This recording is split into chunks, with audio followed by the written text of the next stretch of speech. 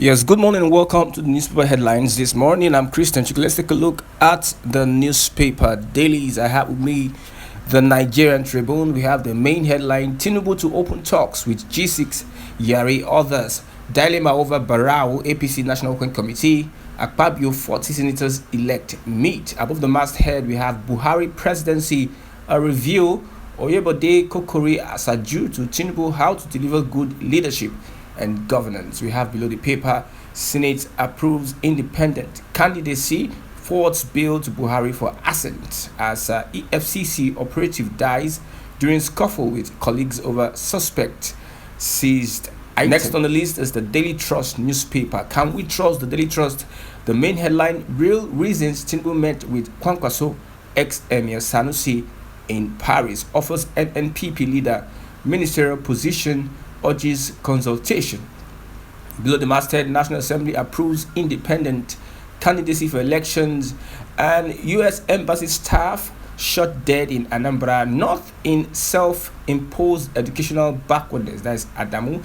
At the front page of the paper, Northwest deserves presidency. That is former governor of Zamfara State, Alhaji Abdulaziz Yari. Over to this day newspaper. The main headline says how Jibril brokered Tinubu Kwankwaso meeting in France.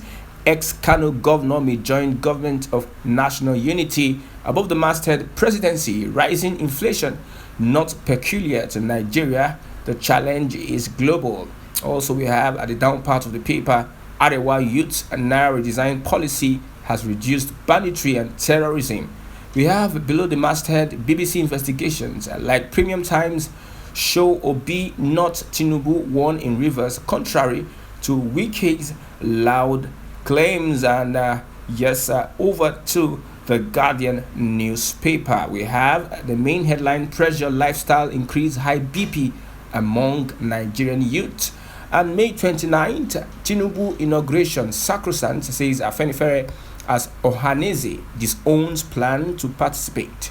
Court remands Kuti over alleged assault, and resident doctors begin warning strike today. Set May 29th deadline for federal government intervention. Beauty of Matawali, Arewa youths caution Tinubu Lord the CBN Naira policy. We have manufacturer flay excise duty increase, call for suspension.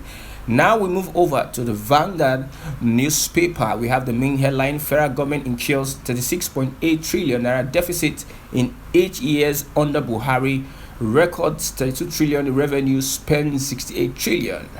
Above the masthead, we have 10th National Assembly come early, avoid Saraki like coup, Adamu tells Akpabio, Barao others.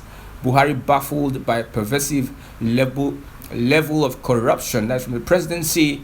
We have Emefiele's Naira redesign curbed terrorism, Arewa youths tell Matawale, and 4 U.S. embassy staff killed in Anambra. That is below the paper. And an assault, court orders Shimkuti's detention. Over to this Nigeria. Beside the masthead, we have ban imports of goods Nigeria can produce. Mamora urges federal government. The main headline: high-profile terrorists regrouping in Northwest as DSS raises the alarm as combined security team arrests 5 suspects in Kaduna Kano raids. Below the masthead: Tinubu's administration can pay Nigeria's debt with IGR, says Akpabio. And we have gunmen abduct FCTA staff, 14 others in Abuja as rescued Chibok girl says I left 3 children to reunite with my parents. Adamu warns ex-Akwa Ibom governor over to the Punch newspaper this morning. We have strike, doctors shun talks, medical tourism gulps $3 billion in 3 years as resident doctors reject engages. Peace moves decry health sector brain drain. Above the masthead, we see Nigeria needs $12 billion to clean up oil spills. That's according to a report. Strengthen anti-graft agencies, federal government advises Tinubu. And below the paper, we see Army rewards 58 soldiers. Army rewards 58 soldiers with bicycles and cash gifts. Anambra gunmen killed 2 U.S. consulate officials and 2 cops. Over to the Daily Sun newspaper. We have the main headline: Senators will decide your fate. APC chairman tells Akpabio. Advises Akwa Ibom ex-governor not to be late on National Assembly inauguration day. Confirms further consultations. Beside the masthead, we have Uzodinma Soludo clash on state police and visa restriction. Good news for democracy. That's Boala. Fani Kayode also condemns the action. Deputy Speakership Benjamin Kalu faces hurdle as coalition wants slot zone to Ebonyi. As court remands Sheun Kuti, gives 48 hours to police to complete investigation. Musician. Over to the Daily Independent, we have Senate OK's independent candidacy makes it difficult to fly. 6. Inclusion of National Assembly presiding officers in National Security Council. That's the main headline. Above the masthead, we have federal government's recklessness plunged Nigeria into inflation. That is from Soludo. And Emefiele Arewa youths caution Tinubu against trusting Zamfara governor.